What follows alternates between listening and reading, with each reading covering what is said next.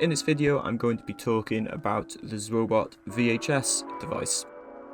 ZwoBot is a suite of Max for Live devices that allows you to create visuals inside Ableton. The VHS device creates, as the name implies, an analog VHS effect to the visual. So I've already connected it to my player. I'm just going to turn it on. On the right hand side, we've got some different options for the filter. So I'm just going to turn those all off. We've got noise, which applies obviously some noise to it. Then we've got edges, so that makes the image look a bit rougher. We've got hiccups, which will add these flicker effects. Scanline adds a scanline. And then tape crash distorts the image.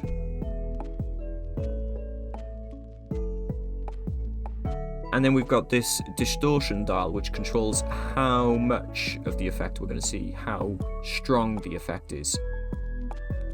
If it's right down, you're not seeing it at all. Actually, you are seeing it a little bit. Then you can make it stronger by bringing it up and more intense.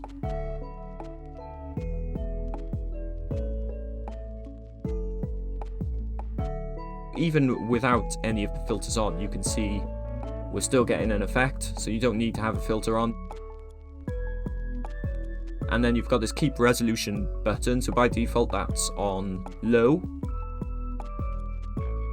But if you want the resolution of the image to be maintained, you can turn that on high, and then you're not going to lose any of the quality.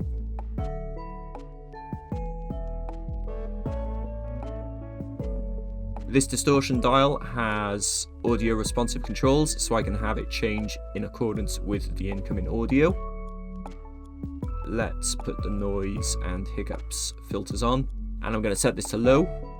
So now this is responding to the lower frequencies of the audio, and I can change that to high if I want it to respond to the higher frequencies instead.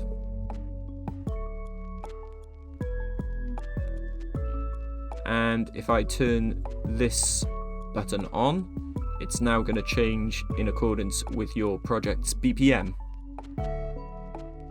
And how fast that changes will depend on the setting you've got on your master beat controller on your ZwoBot player. So I can make that change faster if I turn this up, or slower if I bring it down.